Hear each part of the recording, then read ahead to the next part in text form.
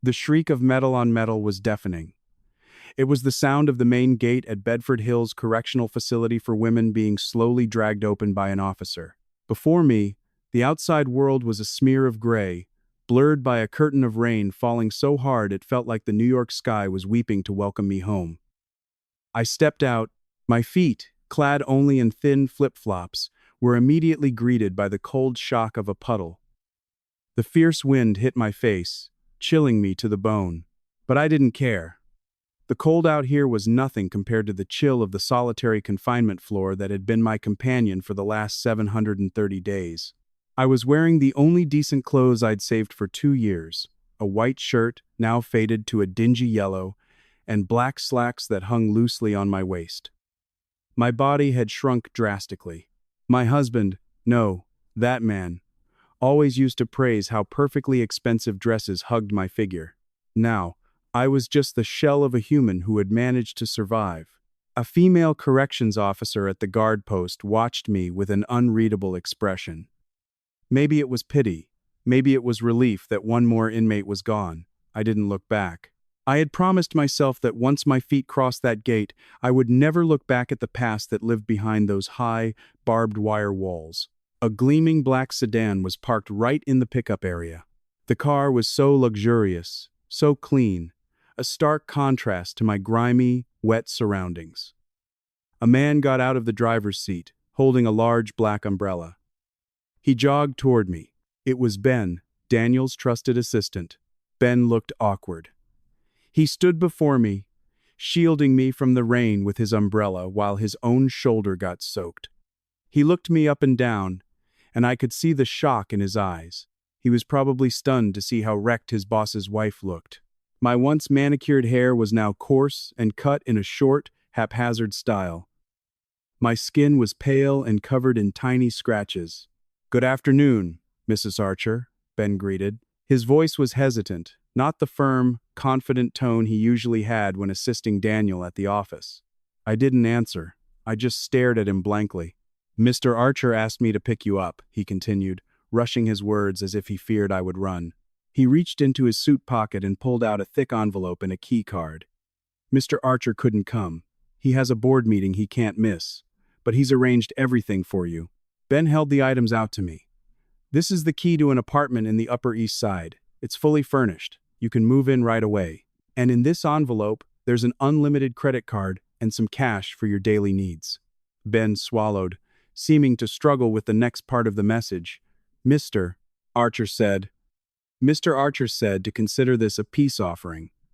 He wants you to recover first before you two talk about the future of your relationship." I looked at the key and the envelope, things that, for many, were dream symbols of luxury and comfort. 2 years ago, I might have accepted them with joy, but now they looked disgusting to me. They were symbols of insult. He thought 2 years of my stolen life, my trampled dignity, and my ruined name could be bought with an apartment and a piece of plastic. My hand reached out slowly. Ben looked relieved, thinking I was going to take them. He even managed a faint smile and was about to open the car door for me. I took the key and the envelope. They felt cold and stiff. "Ben," I called softly. My voice was hoarse, rarely used for long conversations in my cell. "Yes, ma'am." "Tell Mr. Archer," I said, looking directly into his uneasy eyes. The Kira he knew died in there. The next second, I walked toward an open gutter at the side of the road.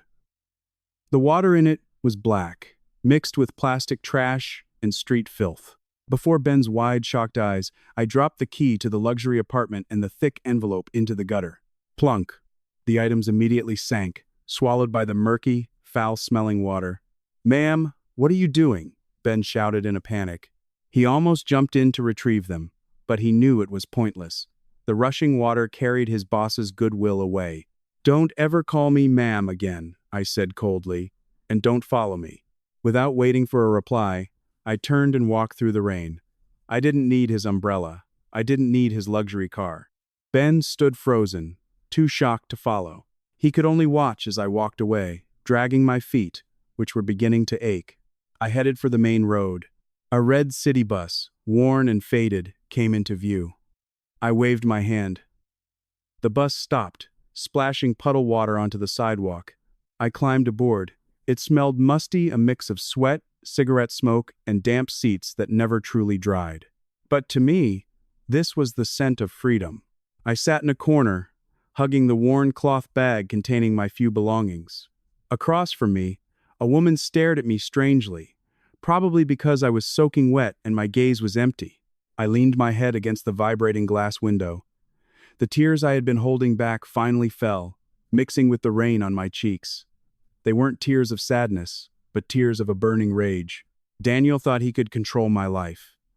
He thought I would return to being the obedient wife waiting in a luxury apartment like a kept doll. He was dead wrong. The gentle Kira, who always prepared his breakfast, who always smiled when her husband came home, was gone. That woman had been slowly murdered by an unjust verdict, by the sneers of other inmates, and by the cold prison floor every night.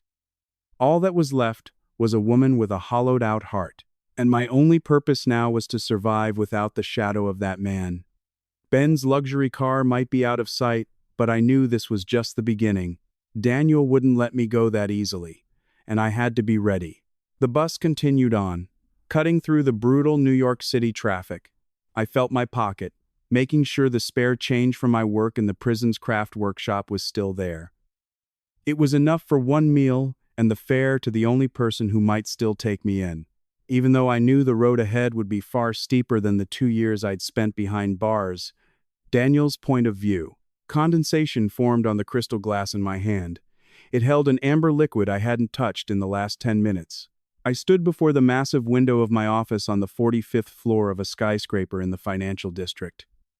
From here, New York City looked small, like a set of wet Lego bricks washed over by the heavy rain. My mind wasn't here. It was at the gates of Bedford Hills. Ben should have arrived by now. Kira should be sitting comfortably on the leather seats of my car. Maybe she was crying with relief after reading my letter of apology, or perhaps admiring the photos of the apartment I had prepared for her. I knew I was wrong. For 2 years, I rarely visited her, not because I didn't care, but because I couldn't bear the accusing look in her eyes. And every time I did go, she refused to see me. It bruised my ego. But today was different. Today, she was free. I was sure that after tasting the harshness of prison, Kira would soften. She needed me. She was all alone. Her parents were gone. She only had her ailing grandmother. Where else would she go but back to me? The money and comfort I offered would surely melt her hardened heart. There was a soft knock on my office door. "Come in," I ordered without turning. The sound of footsteps approached. It was Ben, but something was off. His pace was slow, not the brisk, efficient stride I was used to. I swiveled my large chair around. "How is she? Is she at the apartment? Does she like—" My words died in my throat when I saw Ben's condition. He was soaking wet. The bottom of his expensive suit was splattered with mud. His hair was plastered to his head, and what worried me most was his face. It was pale, as if he had just seen a ghost. "Where is Kira?" I asked sharply. Ben looked down, not daring to meet my eyes. "I'm sorry, sir. Mrs. Archer. She refused to come." My jaw tightened. "Refused? What do you mean refused? Did you give her the key? Did you give her the card?" "I did, sir. But—" Ben stammered. "She threw them away." "Threw what away?" I stood up, my voice rising. "Threw everything away, sir. The apartment key, the credit card, the cash. She threw it all into a gutter in front of the prison gate." My blood boiled. How dare she?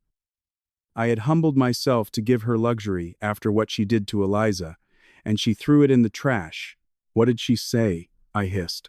Ben lifted his head slightly, his eyes betraying his fear. "She said, 'Tell Mr. Archer, the Kira he knew died in there.'" I was stunned. Those words hit my chest harder than I could have imagined. A heavy silence filled the large room, broken only by the sound of rain lashing against the window. "Then where did she go?" I asked quietly, reining in my emotions. "She got on a city bus, sir. I don't know where she was going. I didn't dare stop her. The look in her eyes, sir, it was completely different. She looked empty." I ran a hand over my face, exasperated. stubborn woman. Let her taste how hard life is on the streets. When her money runs out and she's hungry, she'll come crawling back to this office. Fine, let her be, I said, sitting back down, trying to appear unfazed, even as my heart churned with unease. Anything else to report? If not, get out. I need to rest. Ben didn't move. He just stood there, holding a slightly damp brown folder. There is one more thing, sir, Ben said, his voice turning serious. The earlier fear was replaced by a sense of urgency. It's about the task you gave me last month. The reinvestigation into the incident on the stairs 2 years ago. I frowned. Why now? The case is closed. Kira was convicted. You need to read this, sir, now. Ben placed the folder on my desk. Reluctantly, I picked it up. 2 years ago, Kira was accused of pushing Eliza, my mistress at the time, down the stairs, causing her to have a miscarriage. The sole witness, a housekeeper who had only been working for a week, saw Kira at the top of the stairs and Eliza lying at the bottom, blood pooling between her legs. Eliza's private doctor provided a medical certificate confirming the miscarriage. The evidence was enough to get Kira a 2-year sentence for aggravated assault causing the loss of a fetus. I opened the folder. The first page was a medical record from a major hospital in Singapore. Patient name, Eliza Bramwell. Date of examination, 2 years ago, 1 month before the incident. My eyes scanned the lines of medical text. My heart began to pound. There were terms I didn't understand, but the conclusion was written clearly in English at the bottom. Patient has undergone a total hysterectomy 3 years ago due to severe endometriosis. Conception is impossible. My hands trembled. The paper felt like it was burning my fingertips. What is this? I whispered. Eliza was never pregnant, sir. Ben's voice sounded like a distant echo. She hadn't had a uterus for a year before she even met you. But the blood, Dr. Gunawan said. It was corn syrup mixed with chicken blood, sir. We found evidence of a large wire transfer from Eliza's father's account to Dr. Gunawan's the day after the incident. And the housekeeper who was the witness, she's a distant cousin of the Bramwell family's driver. It was all a setup, sir. My world collapsed. I felt the floor beneath me give way. My breath caught in my throat, as if all the oxygen in the room had been sucked out. So there was no child. No air I had so desperately wanted. And more horrifyingly, Kira, my wife. The woman who had been with me from the start. The woman I had dragged to the police station, cursing her as a murderer. The woman who had pleaded at my feet, swearing she hadn't touched Eliza, but whom I had kicked away, blinded by the grief of losing a fake child. I had imprisoned my innocent wife to protect a fraud. Lies, I mumbled. This has to be a lie. I slammed the folder onto the floor. You're lying, Ben, I shouted, completely losing control. I swept everything off my desk. The laptop, the lamp, stacks of files, the expensive crystal glass, it all went crashing and shattering to the floor. Crash! The sound of breaking glass echoed, but it couldn't drown out the sound of my heart breaking. Ben didn't flinch. He just looked at me with a painful pity. It's the truth, sir. We verified it with the hospital in Singapore. Eliza faked her pregnancy to pressure you into divorcing Mrs. Archer. My legs gave out. I collapsed into my executive chair, covering my face with my hands. The image of Kira's face at her sentencing hearing haunted me. She didn't cry then. She just looked straight at me and mouthed the words. Now I understood that look. It wasn't hatred. It was profound disappointment. She knew the truth, but no one believed her, least of all her own husband. Oh, God, I moaned, my voice cracking into a choked sob. What have I done? I remembered Kira in the rain just now, walking, soaking wet, carrying a worn-out bag, refusing my money. No wonder she said the Kira I knew was dead. I had killed her. I had murdered her soul with my own filthy hands. Get the car ready, I commanded, my voice trembling. I shot up from my chair, ignoring the chaos in my office. Sir, where are you going? You have a meeting. To hell with the meeting, I barked. Tears streamed down my face, hot and stinging. Find Kira. Find her, now. Use everyone. I have to find her tonight. I ran out of the room like a madman. I had to kneel at her feet. I had to beg for her forgiveness. Though I knew this sin might never be absolved in my lifetime, Kira's point of view. The sharp scent of cheap disinfectant had become a familiar companion over the last 2 weeks. It was a harsh, piercing smell, as if trying to scrub away any lingering scent of prison that might still be clinging to my pores. I wrung out the mop with my rough, calloused hands and went back to scrubbing the tiled floor of an old office building on the outskirts of the city. My back ached. I had been working non-stop for 5 hours, cleaning restrooms, hallways, and emergency stairwells. The pay was next to nothing, just enough to cover the rent for a tiny, cramped room in a tenement building and one cheap takeout meal a day. But I was grateful. At least here, there were no guards shouting my inmate number. Here, I was just a ghost. The people who passed by, the office workers in their neat shirts and polished shoes, never truly saw me. To them, I was just part of the building's fixtures, as insignificant as the trash can in the corner. "Hey, you missed a coffee stain in the corner. Where are your eyes?" barked the cleaning supervisor, a pot-bellied, middle-aged man who loved to find fault. "Yes, sir. Sorry," I answered meekly, immediately getting on my knees to scrub the dark stain on the floor.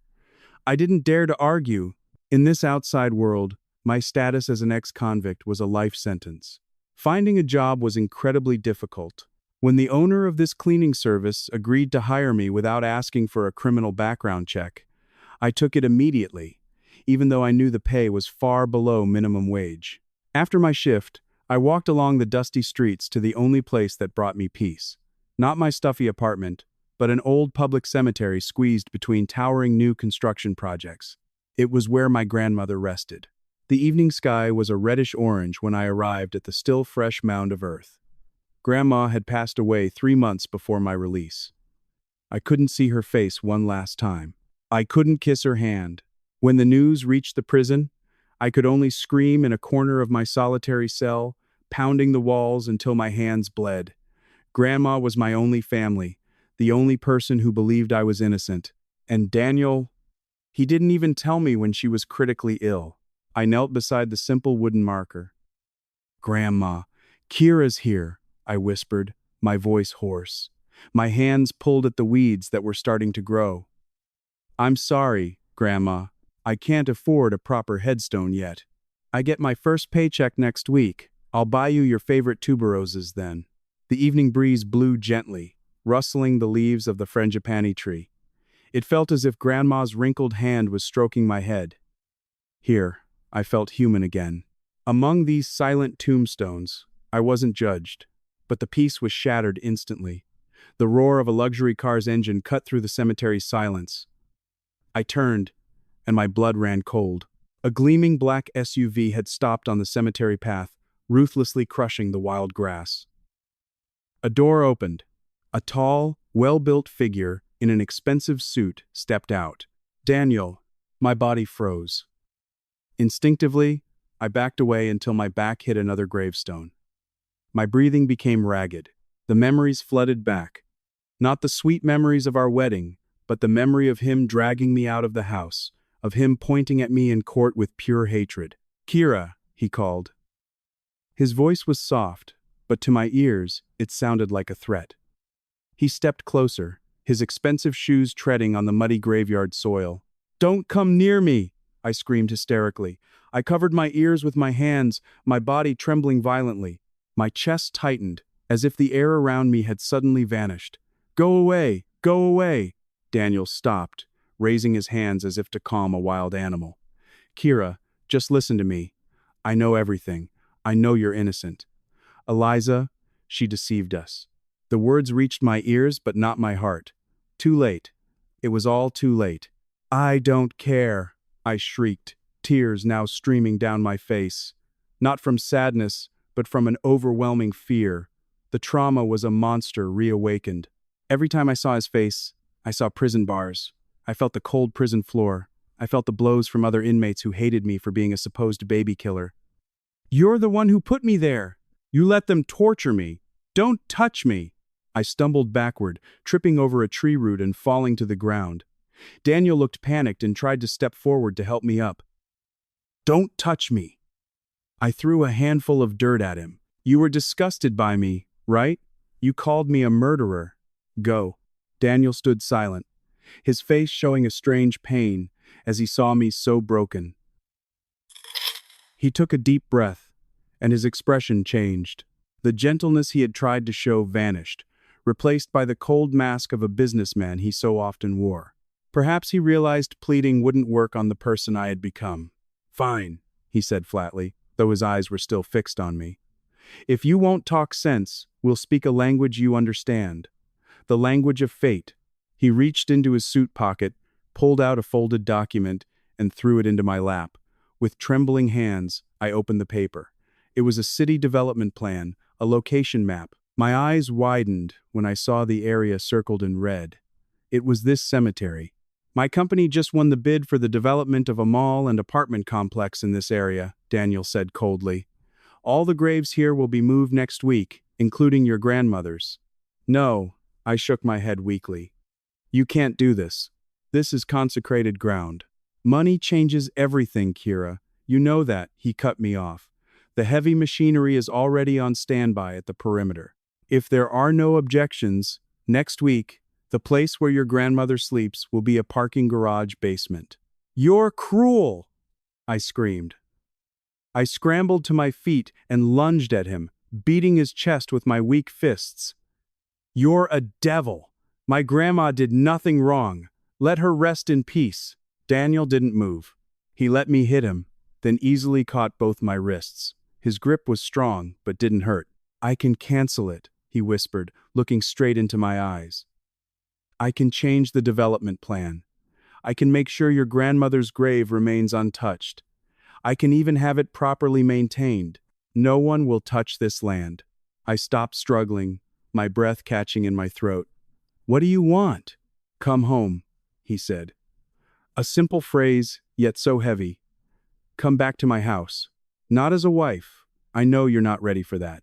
But stay there. I need someone to organize my personal files at home. A 1-year professional contract. I stared at him in disbelief. Are you insane? You're asking me to go back to that hell? The choice is yours, Kira. Daniel released my hands. Sign this contract, live in my house, and your grandmother's grave is safe forever. Or refuse my offer, and feel free to search for your grandmother's bones among the bulldozed earth next week. I looked at my grandmother's crooked wooden marker. The thought of a bulldozer running over it made my heart ache. Grandma was everything to me. I couldn't protect her when she was alive. How could I not protect her final resting place? I had lost. Once again, this rich man had his shoe on my neck. Where's the pen? I asked, my voice dead. Daniel handed me a gold pen from his pocket. I took it. My hand shook as I signed my name on the agreement. It felt like signing my own death certificate. Good, Daniel said. He took the paper back and looked at me. There was a flicker of relief in his eyes, but also a sadness I couldn't decipher. Ben will pick you up from your apartment in an hour. Don't bring any of your junk. Everything you need is already at my house. He turned and walked back to his car without another glance, leaving me to collapse again beside my grandmother's grave, weeping silently. I had sold my freedom again. This time, not to the state, but to the devil I once loved with all my heart. Daniel's point of view, the house was large, magnificent, and silent. I had built this house in a prestigious neighborhood, dreaming it would be filled with the laughter of children and the warmth of a family. In reality, it was more like a mausoleum, cold, stiff, and full of lonely echoes. And tonight, the silence was even more suffocating, despite someone else being here. Kira had arrived. Ben brought her 2 hours ago. I had her placed in the guest room downstairs, the most spacious one with a window facing the side garden. I deliberately didn't put her in our master bedroom upstairs. I knew she needed space. I knew my presence was a terror to her. I sat at the dining table, made from a single slab of solid teak, 10 feet long.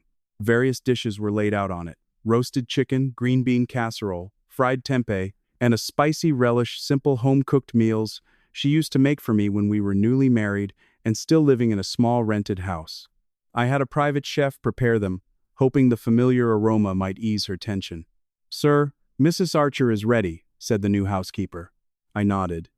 Ask her to come here. We'll have dinner together. A moment later, Kira appeared. My heart seemed to stop for a second when I saw her. She was wearing a simple cream-colored house dress that the housekeeper had laid out for her. The dress was modest and conservative but looked too large on her thin frame. Her face was pale, with no makeup. Her eyes were fixed on the floor, unwilling to look around, let alone at me. She walked like a robot, stiff and wary. Sit, I requested, trying to soften my voice. She pulled out a chair at the far end of the table, the furthest position from me. She sat up straight, her hands clasped in her lap, wringing them nervously. Eat, Kira. These were all your favorites, I said, pushing a plate of rice and side dishes toward her. Kira looked at the plate, not with appetite, but with a look of horror. Her jaw worked up and down. She remained silent, not touching the silverware. Not hungry? Or would you prefer something else? I asked patiently. The chef can make anything. Pasta, steak. At the mention of meat, Kira's face turned a sickly green. She covered her mouth with her hand. Her eyes widened, her body tensing for a moment. Then she bolted toward the sink in the corner of the dining room. Heave. The sound of her retching was painful to hear. I jumped from my chair and ran to her. She was bent over the sink, vomiting clear liquid because her stomach was empty. Her body shook violently. Kira, what's wrong? I was about to touch her shoulder, to rub the back of her neck like I used to when she felt unwell. Don't! She slapped my hand away and backed up until her back hit the kitchen wall. Her breath came in ragged gasps, and cold sweat beaded on her temples. Don't give me meat! Don't give me that food. The smell, she rambled, her eyes unfocused. It smells like the rotten food in C Block. The rice had maggots. The meat smelled like dead rats. I don't want to eat. Please, officer, I'm not hungry. My heart sank. She was hallucinating. She was reliving her time in prison. God, what did they feed them in there that she was traumatized by the sight of good food? Kira, it's me, Daniel. This isn't prison, I said softly, holding my hands up in a gesture of surrender. Okay. No meat. We'll get you something else. Do you want porridge or just some toast? Slowly, her awareness seemed to return. She looked at me, then lowered her head in shame. Without a word, she gave a slight nod. The night ended with her eating a single slice of plain toast in her room, alone. My own appetite was completely gone. In the middle of the night, I woke up thirsty. As I walked down the downstairs hallway toward the kitchen, I noticed Kira's door was slightly ajar. A sliver of light from a night lamp escaped. I intended to close it properly so she wouldn't be disturbed. But when I peeked inside, the sight made me freeze. The plush, silk-sheeted king-sized bed was empty. The comforter was still neatly folded, untouched. Where was she? My eyes scanned the room and found her. Kira was curled up on the floor, in a corner of the room, on a thin rug, in the narrow space between the wardrobe and the wall. She was sleeping in a fetal position, hugging her knees tightly, no pillow, her hand serving as a rest for her head. Why was she sleeping there? As I was about to step inside to move her, she shifted slightly in her sleep. The back of her nightgown rode up. My eyes caught something strange on the pale skin of her back. I squinted, then moved closer, silently. My heart stopped.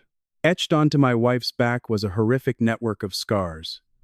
There were long, raised lines, the remnants of lashes or blows from a blunt object that had healed into keloids. And near her left shoulder were 3 small, dark circles burn marks, like those from a cigarette. I clapped a hand over my mouth to keep from screaming. My knees felt weak. I had to grip the doorframe to keep from falling.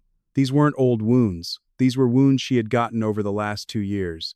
2 years.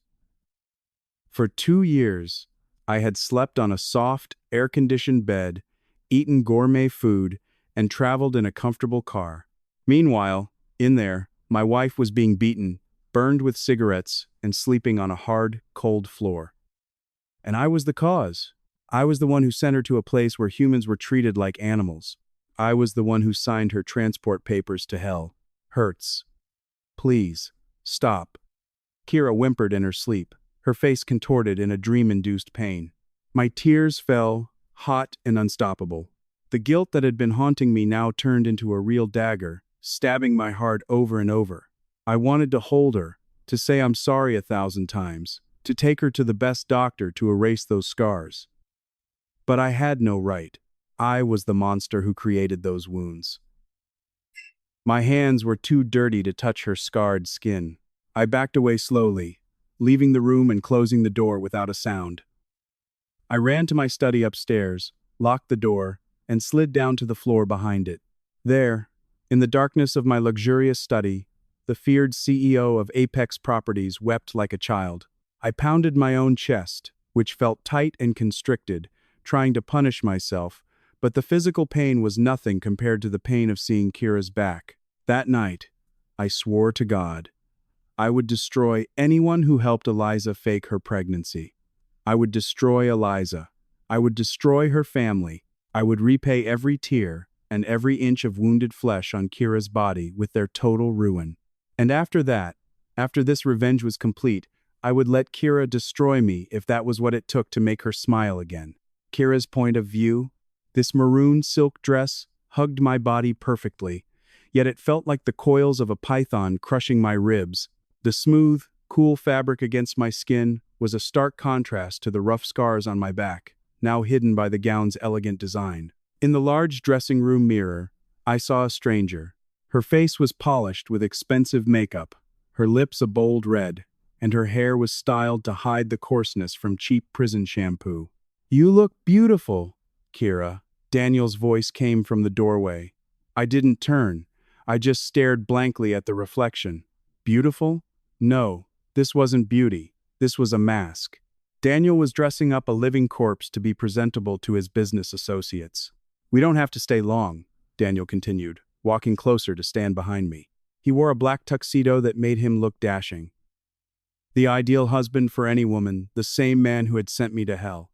His hand started to move toward my shoulder but stopped midair. He pulled it back, aware that his touch was now poison to me. "Just an hour. I need to show the world that we're—" I turned slowly.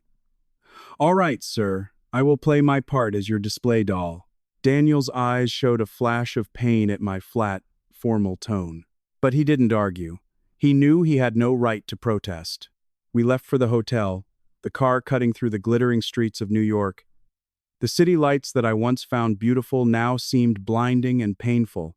I was more accustomed to the darkness of a cell or the dim glow of a 5-watt bulb in a prison hallway. Bright lights made me feel naked, as if everyone could see the inmate stamp on my forehead. Upon arriving at the grand ballroom, the party atmosphere immediately assaulted me.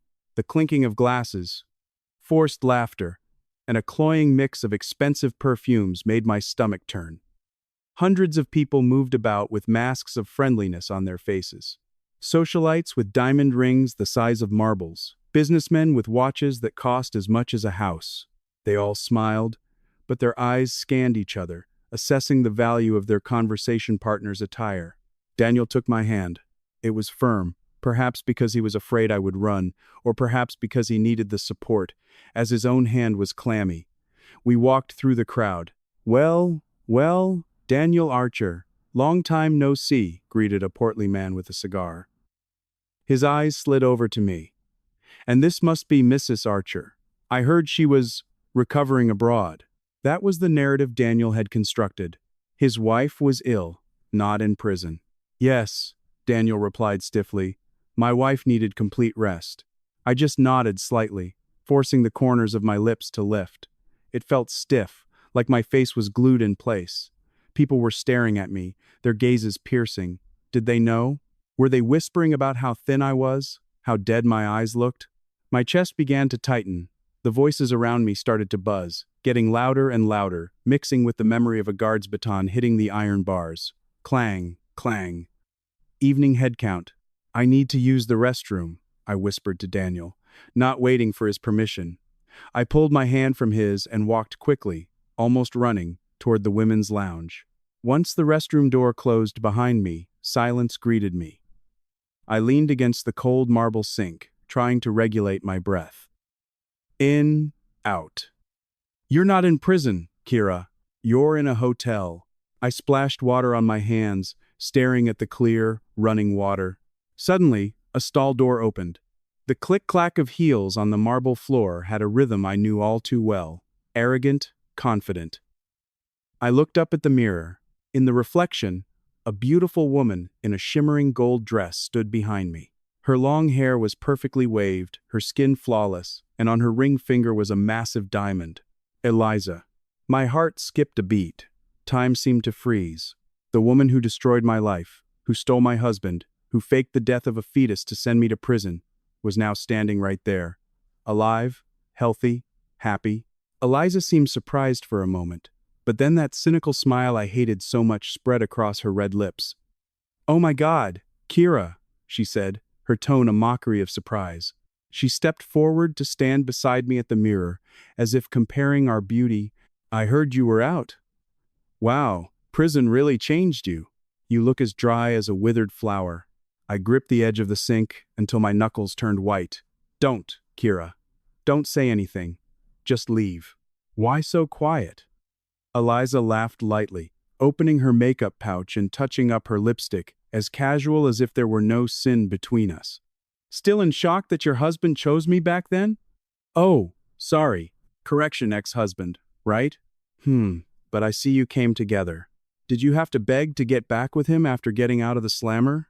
"Enough, Eliza." My voice was a low tremble. Eliza snapped her lipstick shut with a sharp click. She turned to me, her eyes glinting with malice. "Enough? What's enough? Your suffering isn't, Kira. You should be grateful it was only 2 years. I wanted you to rot in there forever." "Why?" I choked out. "Why would you frame me? You were never pregnant, Eliza. You knew it." Eliza's eyes widened slightly, but instead of fear, she laughed. A horrifying laugh. "Oh, so Daniel finally found out. Clever boy. So what? Are you going to report me to the police? Who's going to believe an ex-con over the wife of a mining tycoon like me now?" She brought her face close to mine. "How does it feel, Kira?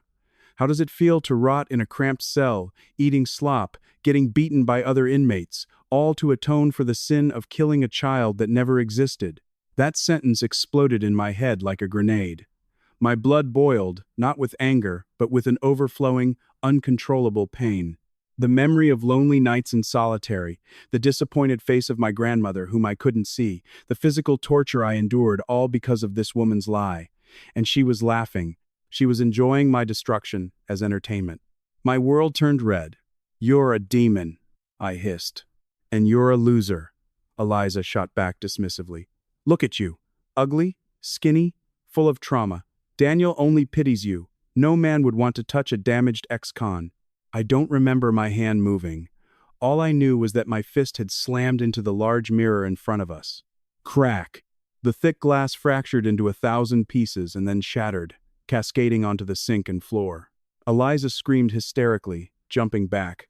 "Ah! You're insane! You're crazy!" I felt no pain. I looked at my hand, now covered in fresh blood. Shards of glass were embedded in my skin, tearing through flesh, revealing the white of bone between the red. Blood dripped heavily onto the white marble floor, creating a horrific abstract pattern. I didn't attack Eliza. I didn't touch a single hair on her head. But I picked up a large piece of broken glass with my trembling left hand. "You want to see destruction?" I whispered, stepping toward Eliza. My eyes didn't blink, staring straight at her. "This is destruction, Eliza. This is what you gave me every single day for 2 years."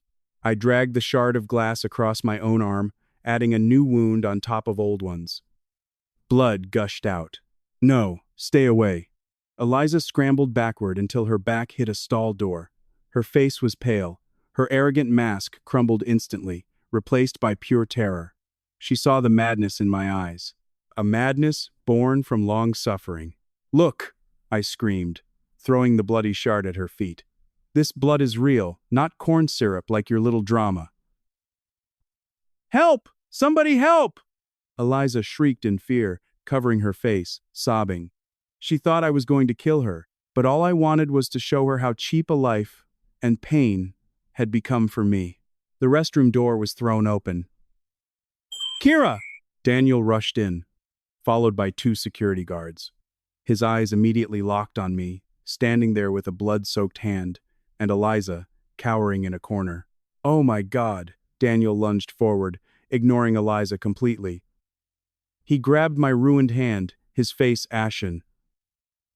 "What did you do? Call an ambulance, now!" I looked at Daniel with an empty gaze, then turned to the still trembling Eliza. "She's afraid of blood, Daniel," I said flatly, as if discussing the weather. "Even though she's the one who loves spilling other people's blood without ever getting her hands dirty." My body started to feel weak. Darkness crept into the edges of my vision. The last thing I remembered was Daniel tearing his expensive shirt to bandage my hand, his tears falling onto my gaping wound. Daniel's point of view. 3 days had passed since the incident at the hotel. 3 days that felt like 3 years. Kira was out of the hospital. She was now resting in her room this time. I forced her to sleep on the bed, with a 24-hour nurse watching over her. The doctor said the wound on her hand needed dozens of stitches, but for the wounds on her soul, there was no surgical thread that could piece her shattered sanity back together. I sat in the back of my black SUV, staring coldly at a tablet screen. Beside me, Kira sat silently, gazing out the window. Her hand was heavily bandaged. She was very calm today, a calmness that frightened me. The effect of a low-dose sedative, perhaps. "We've arrived, sir." The driver's voice broke my thoughts. Our car stopped across the street from a luxury boutique in a trendy neighborhood, Eliza's Couture. The gold lettering gleamed above the glass door. I turned to Kira. "Kira," I called softly. She turned her head slowly, her eyes drowsy. "Look over there," I said, pointing toward the boutique. "Today, I'm keeping my promise. I'm going to take back what they stole from you. Not your time, but your justice." Kira followed my finger, but her expression remained flat. A moment later, 3 police cars, sirens off, pulled up abruptly in front of the boutique. A dozen uniformed officers and several plainclothes detectives got out and swarmed into the store. I saw the commotion through the display window. Employees ran in panic, and then, that figure appeared. Eliza. She was dragged out by 2 female officers, her hands cuffed behind her back. Her hair was a mess, her face red from anger and crying. She was screaming, struggling to break free, but the officer's grip was too strong. "Let go of me! I'm married to a public official. Do you know who my husband is?" Her shouts were faint, but audible from inside our car.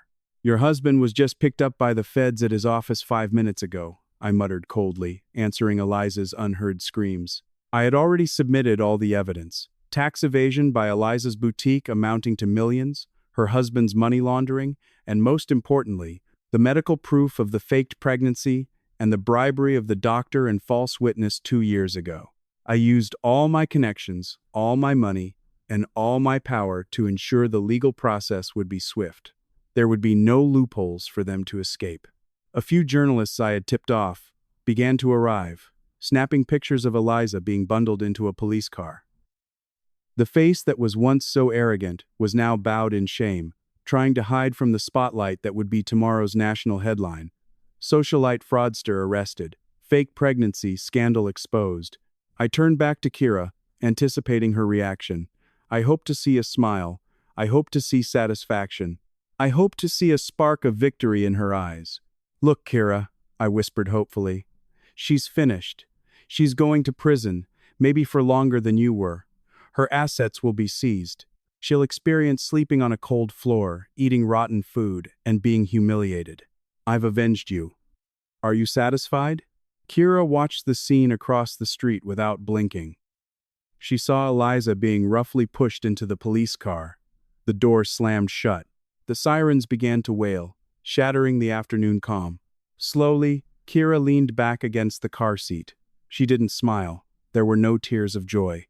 "Daniel," she called softly. "Yes, my love." I moved closer, ready to hear her words of gratitude. "If she's imprisoned for 10 years, will I get my 2 years back?" she asked. Her voice was so faint, but it felt like a hard slap across my face. I was speechless. "What do you mean? If she becomes poor, will the scars on my back disappear?" She held up her bandaged hand. "If she suffers, will my nightmares stop?" Kira turned to me, her eyes dry and empty. Seeing her destroyed doesn't bring anything back, Daniel. My wounds don't heal just because she's wounded. You think by destroying her, you've become a hero? No, Daniel. She shook her head slowly. You're just a spectator who arrived too late. You destroyed her not for me, but to appease your own guilt, so you can sleep soundly tonight, feeling like you've defended your wife. Her words pierced my heart. A direct hit. Kira, I.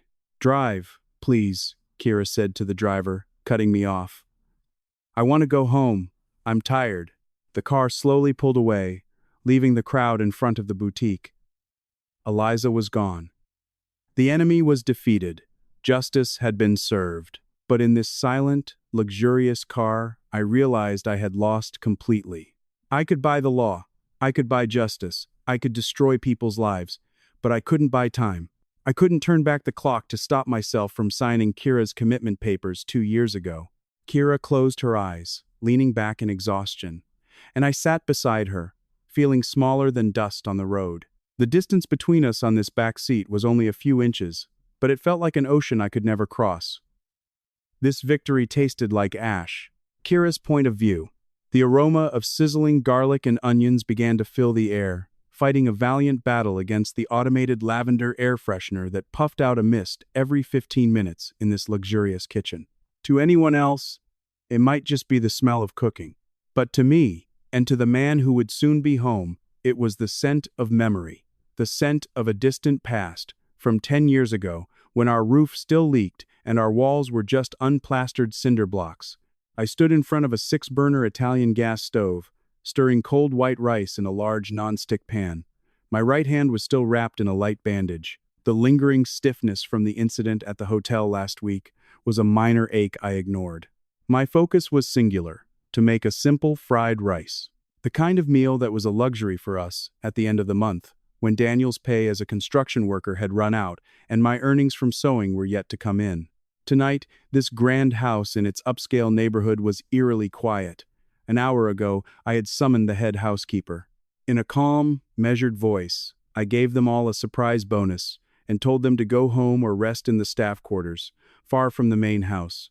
I want to cook for my husband myself tonight. For privacy, I said. They obeyed without question, probably thinking it was a romantic moment of reconciliation for the couple. They were dead wrong. This wasn't a reconciliation. This was a farewell ceremony. I poured a generic brand of soy sauce, not the imported kind the chef usually bought, into the pan.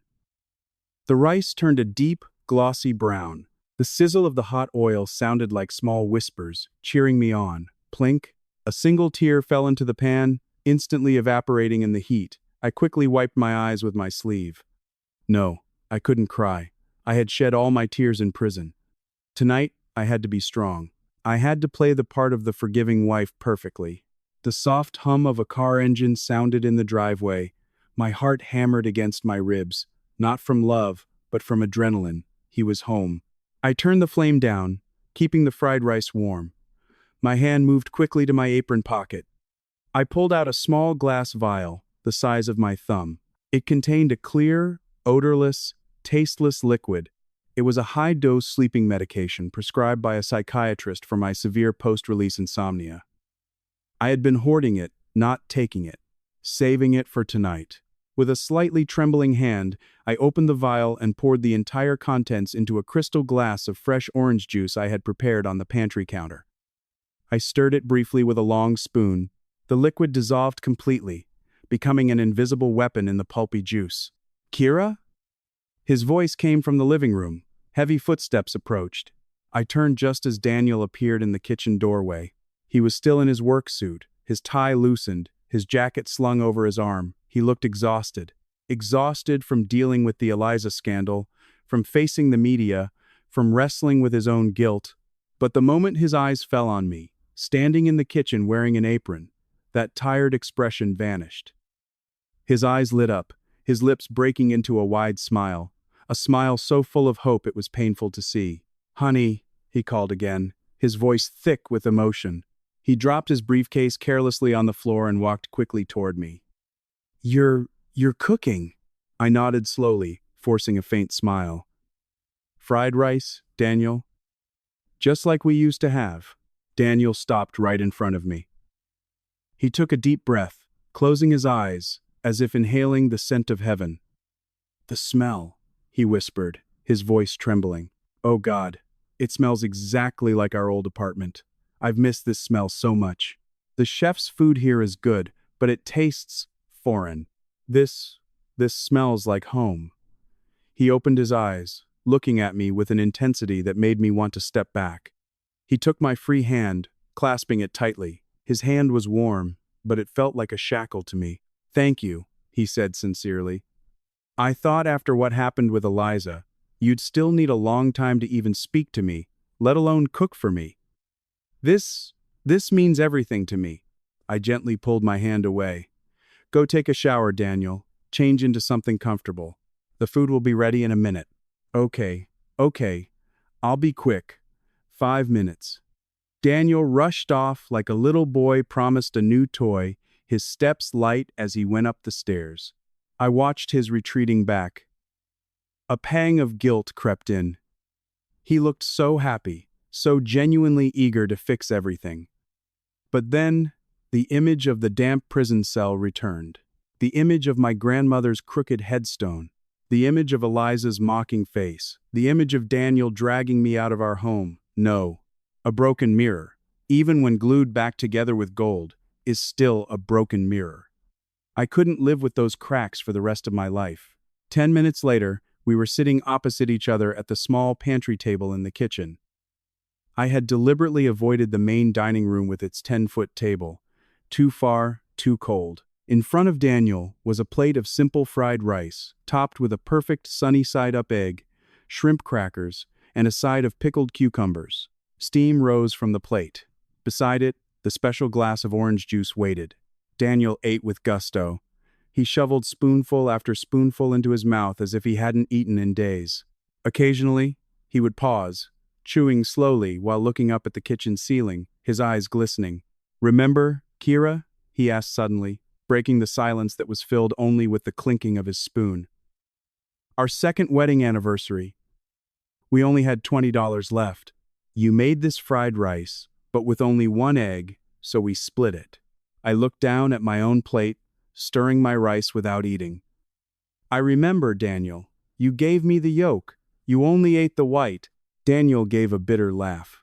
"Back then, I made you a promise," I said. "Just be patient, Kira.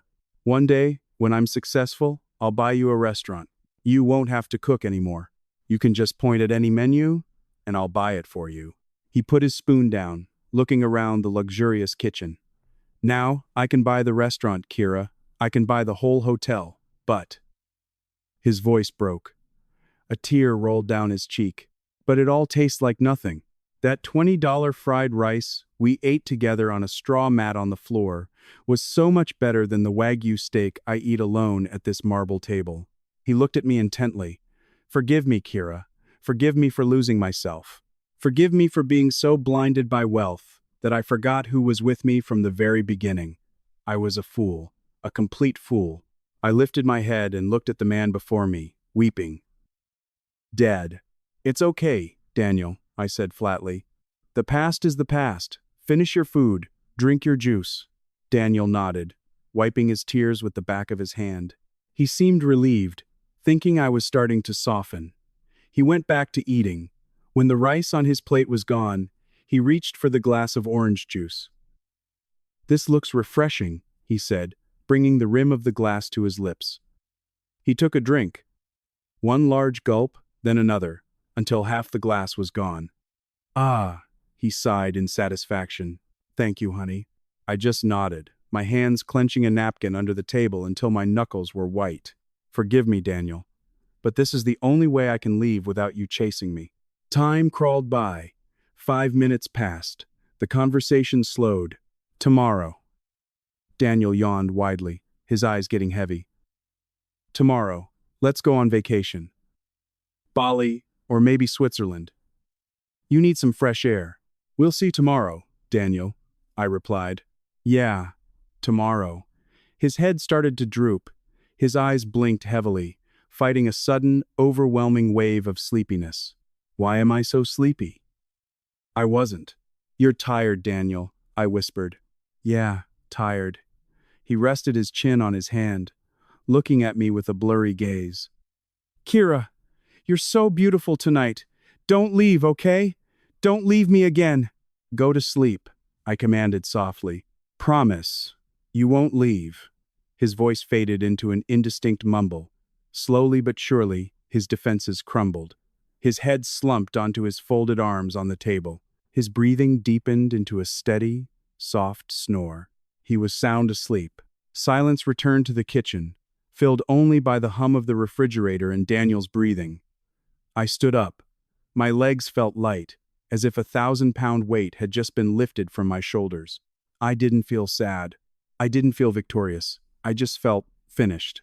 I walked around the table and stood beside him. I looked at his hair, which was starting to gray at the temples, a sign of the stress from the past few years.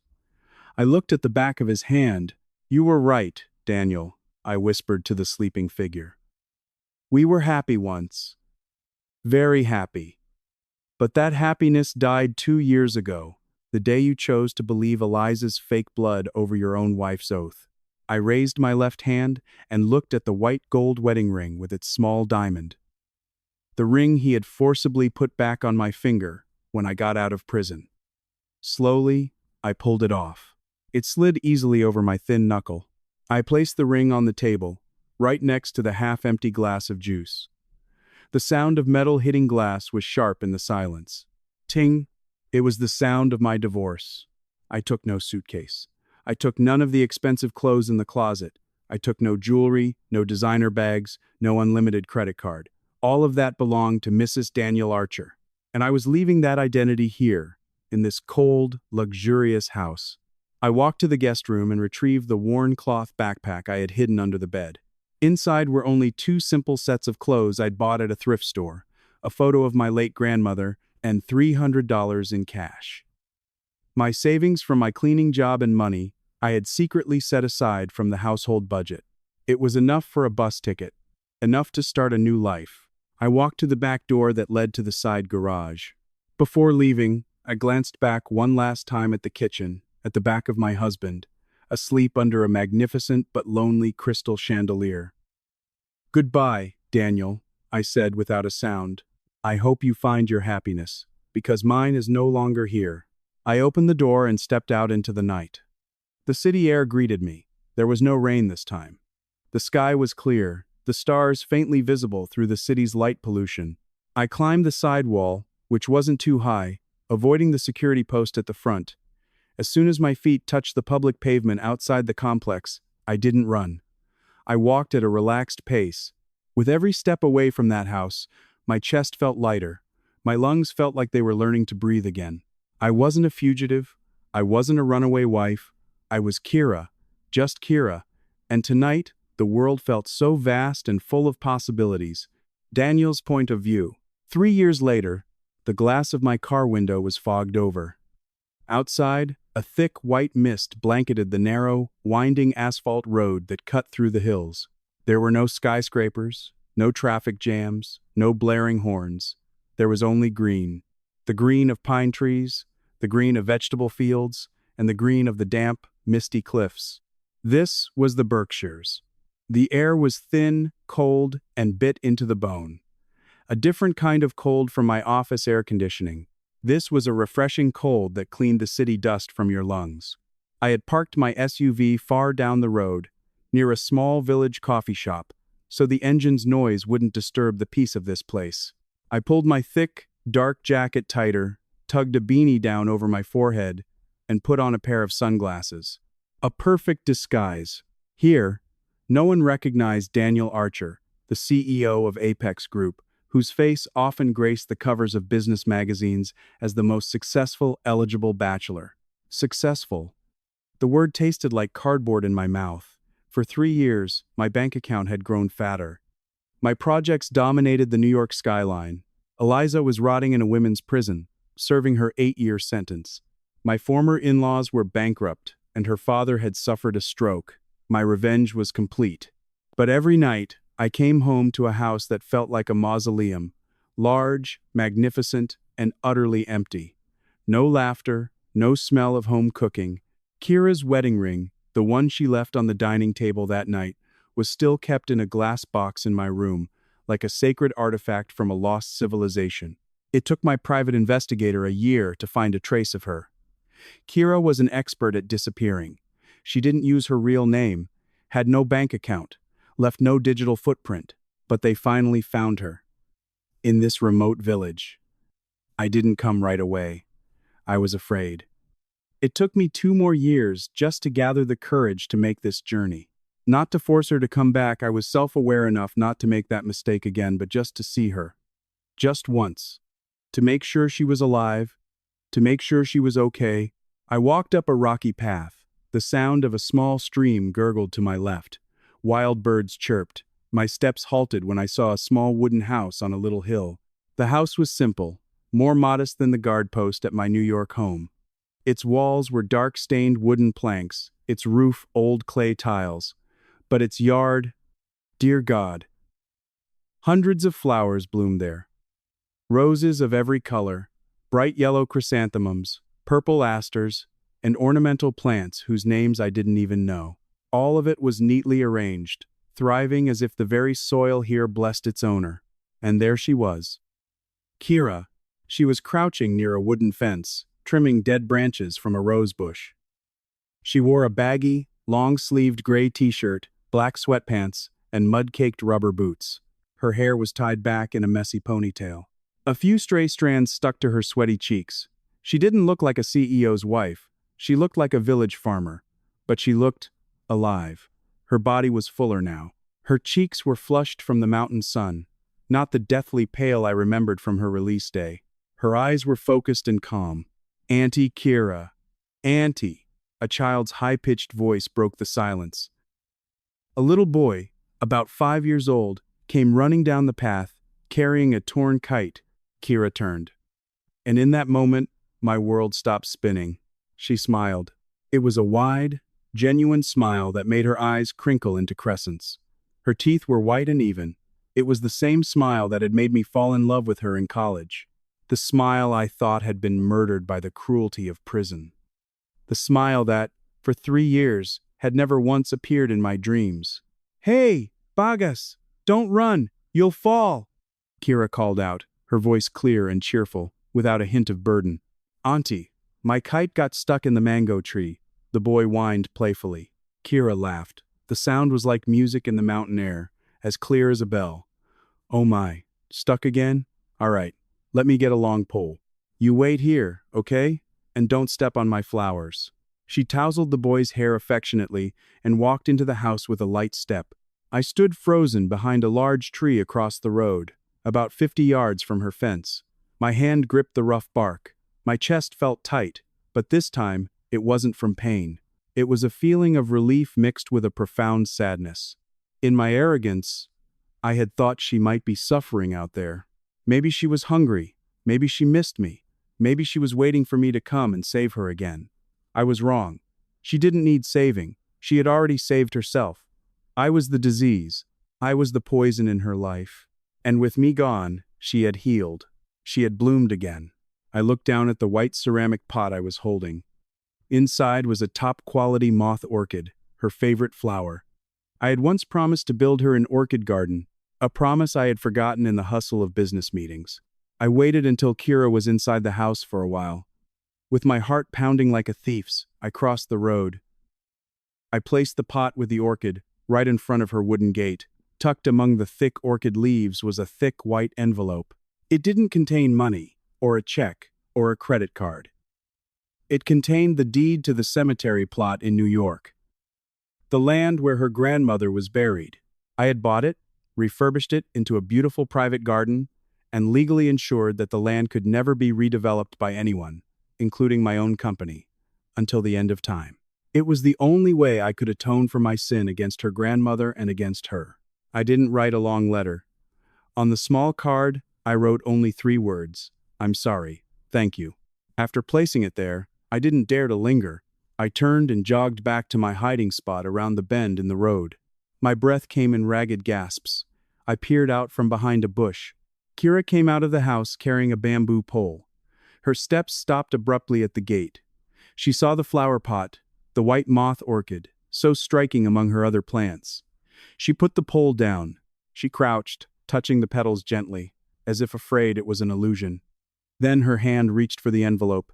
I held my breath. "Don't throw it away, Kira. Please, don't throw it away."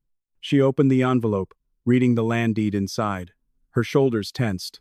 She must have known who sent it. No one else in the world cared about her grandmother's grave except this sinner. She was silent for a long time. The mountain wind played with the ends of her hair. Then, slowly, she lifted her face. She looked straight down the road, in the direction of the footprints I might have left, in the direction of where I was hiding, even though she couldn't see me. Her expression was calm, no anger, no resentment. Slowly, the corners of her lips lifted, a faint smile, so very faint, yet full of peace. She clutched the deed to her chest, then gave a slow nod toward the empty space. A nod of acknowledgement, a nod of farewell. It was as if she was saying, "I forgive you, but don't ever come back." She picked up the orchid pot, carried it into her yard, and placed it among the other flowers she had grown with her own hands. She closed the gate. Click. The sound of the latch was final to my ears. I slid down to the ground, leaning against the pine tree. Tears streamed from behind my sunglasses. In the silence of the pine forest, the CEO, feared by thousands of employees, cried without a sound. I had lost her forever. I knew that.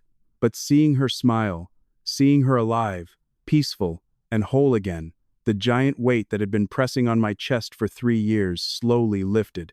Love doesn't have to mean possession. Sometimes, the highest form of love is letting go, allowing the person you love to find their own light, even if it means you have to remain in the darkness. I stood up, brushing the dirt from my pants. I walked back to my car, my steps heavy but my heart lighter. I would go back to New York, back to my noisy world. But from today on, I could live a little more peacefully, because I knew that somewhere at the foot of a mountain, an orchid was blooming beautifully, and I was the one who had made sure the ground it grew on would never be disturbed again. Goodbye, Kira. My one true love.